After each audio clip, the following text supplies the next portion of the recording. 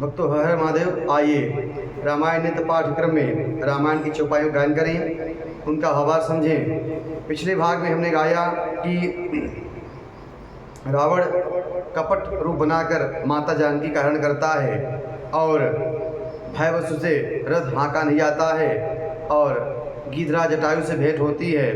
उन्होंने उसे चोंच मारकर एक घड़ी के लिए उसे मूर्छित कर दिया। फिर वह अपनी कटार निकालकर उनके पंख को काट देता है और माता जानकी को ले जाकर अशोक वाटिका में रख देता है, बैठा देता है। आइए आगे क्रम में हम चौपाइयों का गायन करें, उनका व्यवहार समझें। वीडियो अच्छा लगे तो यूट्यूब चैनल को सब्सक्राइब करें। रघुपति अनुजहि आवत देखी, बाह्य चिंता कीन बिसेखी। जनक सुता परि हरहूँ अकेली, आयहूँ तात बचन मम पेली। इधर रघुनाथ जी ने छोटे भाई लक्ष्मण जी को अपनी बार आते हुए देखकर कहा और बहुत चिंता व्यक्त की। तुमने जानकी जी को अकेले छोड़ दिया और मेरी आज्ञा का उल्लंघन करके यहाँ चले आए। निश्चर निकर फिरहि बन माही, मम मन सीता आश्रम नाही। गही पद कमल अनुज कर जोरी, कहु नाथ कछु मोहिन खोरी। राक्षसों के झुंड वन में घूमते फिरते रहते हैं। मेरा मन में ऐसा आ रहा है कि आश्रम में सीता नहीं है। छोटे भाई लक्ष्मण जी ने प्रभु श्री रामचंद्र जी के चरण कमल पकड़कर कहा, हे नाथ, मेरा कुछ भी दोष नहीं है। अनुज समेत गए प्रभु तहवा, गोदावरी तट आश्रम जहवा। आश्रम देखी जानकी हीना, भय विकल जस प्राकृत दीना। लक्ष्मण सहित प्रभु श्री रामचंद्र जी वहाँ गए जहाँ गोदावरी के तट पर प्रभु श्री रामचंद्र जी का आश्रम था और आश्रम को बिना जानकी के देख प्रभु श्री रामचंद्र जी व्याकुल हो गए, जैसे कोई मनुष्य दीन दुखी हो, इस तरह से प्रभु व्याकुल हो रहे हैं। हाँ गुण खानी जानकी सीता, रूपशील व्रत नेम पुनीता। लक्ष्मण समझा ए बहुभांति, पूछत चले लताय रूपाती। वे प्रभु श्री रामचंद्र जी विलाप करते हैं, हाँ गुणों के खान जानकी, हाँ रूप शील व्रत और नियमों में पवित्र सीते। लक्ष्मण जी ने बहुत प्रकार से प्रभु श्री रामचंद्र जी को समझाया। तब प्रभु श्री रामचंद्र जी लताओं वृक्षों की पंक्तियों से पूछते हुए चल दिए। हे खग हे मृग मधुकर श्रेणी, तुम देखी सीता मृग नयनी। खंजन सुख कपोत मृगवीना, मधुपन कर को किला प्रवीणा। हे पक्षियों, हे पशुओं, हे भौरों की पंक्तियों, तुमने कभी मृग नयनी सीता को देखा है? खंजन, तोता, कबूतर, हिरण, मछली, भौरों का समूह, प्रवीण, कोयल, सभी से प्रभु इस प्रकार प्रश्न करते हैं। कुंद कली दाड़िमी दामिनी, कमल सरद शशि अहि भामिनी। वरुण पास मनोज धनुहंसा, गज के हरि निज सुनत प्रशंसा। कुंदकली अनार, बिजली, कमल, शरद का चंद्रमा और नागिन, वरुण का पास, कामदेव का धनुष, हंस, गज और सिंह, ये सब आज अपनी प्रशंसा सुन रहे हैं। श्रीफल कनद कदली हर साही, नेकुन संक सकुच मन माही। सुन जानकी तो ही बिनयाजू, हर से सकल पाई जन राजू। बेल सुवर्ण केला हर्षित हो रहे हैं, इनके मन में जरा भी शंका और संकोच नहीं है। हे जानकी, सुनो, तुम्हारे बिना ये सब आज ऐसे हर्षित हैं जैसे मानो राज पा गए हों। किमि सहि जात अनख तो ही पाही, प्रिया बेगी प्रगट सिकस नाही। एह विधि खोजत बिलपत स्वामी, मनहु महावीर ही अति कामी।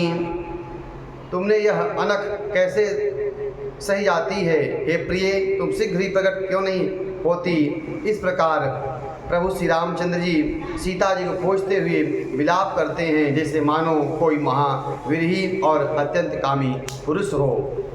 पूरन काम राम सुख राशि, मनुज चरित कर अजय विनाशी। आगे परा गीध पति देखा, सुमिरत राम चरण जिन रेखा। पूर्ण काम आनंद की राशि और अजन्मा अविनाशी प्रभु श्री रामचंद्र जी ये मनुष्य का चरित्र कर रहे हैं। आगे जाने पर उन्हें गीधपति जटायु को पड़ा देखा। प्रभु श्री रामचंद्र के चरणों का स्मरण कर रहा था, जिसमें ध्वजा कुलिस आदि रेखाएं चिन्ह हैं।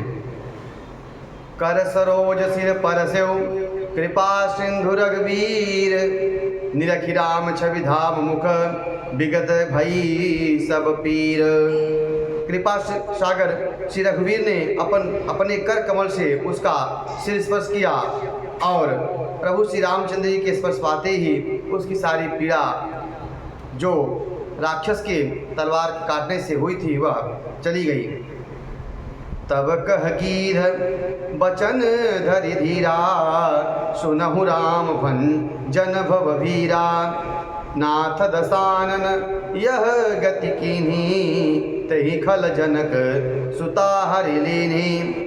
तब धीरज धरकर गीध ने यह वचन कहा, हे भव के नाशन, भव के भय का नाश करने वाले श्री राम जी सुनिए, रावण ने मेरी यह दशा की है और उसी ने दुष्ट जानकी को हर लिया है। लय दक्षिण दिशि गयऊँ गोसाई, बिलपति अति कुरकी की नाई। दरस लागी प्रभु राख्यूं प्राणा, चलत चहत अब कृपा निधाना। इस प्रकार हे गोसाई वह उन्हें दक्षिण दिशा को ले गया है। सीता जी कुर्ज की तरह अत्यंत विलाप कर रही थी। हे प्रभु, मैंने आपके दर्शन के लिए यह प्राण रोक रखे थे। हे कृपा निधान, अब ये चलना चाहते हैं। राम कहा तनु राखहु ताता, मुख मुस्काई कही तिहि बाता। जाकर नाम मरत मुख आवा, अधमो मुकत होय श्रुति गावा। श्री रामचंद्र जी ने कहा, हे तात, शरीर को बनाए रखिए। तब गीध ने मुस्कुराते हुए मुंह से यह बात कही, मरते समय जिनका नाम मुख में आ जाने से महान पापी मुक्त हो जाता है, ऐसा वेद कहते हैं, ऐसा वेद गाते हैं। सोमम लोचन गोचर आगे, राखों देह नाथ कहीं खागे। जरिभर नयन कहीं रघुराई, तात्म कर्म निज ते गति पाई। वही मेरे नेत्रों के विषय होकर मेरे सामने खड़े हैं। हे नाथ, अब मैं किस कवि की पूर्ति के लिए यह देह रखूं। नेत्रों में जल भरकर प्रभु श्री रामचंद्र जी कहने लगे, हे तात, आपने अपने श्रेष्ठ कर्मों से यह दुर्लभ गति पाई है। परहित बस जिनके मन माही, तिन कहूँ जग दुर्लभ कछु नाही। तन तज तात जाहूँ मम धावा, देहु का तुम पूरन कामा। जिसके मन में दूसरे का हित बसता है, समाया रहता है, उसके लिए जगत में कुछ भी दुर्लभ गति नहीं है, कोई भी अप्राप्त वस्तु नहीं है। हे तात, सभी छोड़कर आप मेरे धाम में जाइए। मैं आपको क्या दूं, आप तो पूर्ण काम है, सब कुछ पा चुके हैं, ऐसा प्रभु ने कहा। सीता हरण तात जनि कहूँ पिता सन जाई, जो मैं रामत कुल सहित कहे दसानन आई। प्रभु श्री रामचंद्र ने कहा, हे तात, सीता हरण की बात आप जाकर पिताजी से मत कहिएगा। यदि मैं राम हूँ तो दसमुख पूरे कुटुंब सहित परिवार के सहित आकर यह वृत्तांत खुद मेरे पिताजी से आकर वहाँ पर वह कहेगा। आज के प्रसंग में इतना ही। अगले भाग में हम आगे की चौपाइयों का गायन करेंगे, उनका भावार्थ समझेंगे। वीडियो अच्छा लगे लगा हो तो यूट्यूब चैनल को सब्सक्राइब जरूर करें, शेयर करें। जय श्री राम कमेंट करें। हर हर महादेव।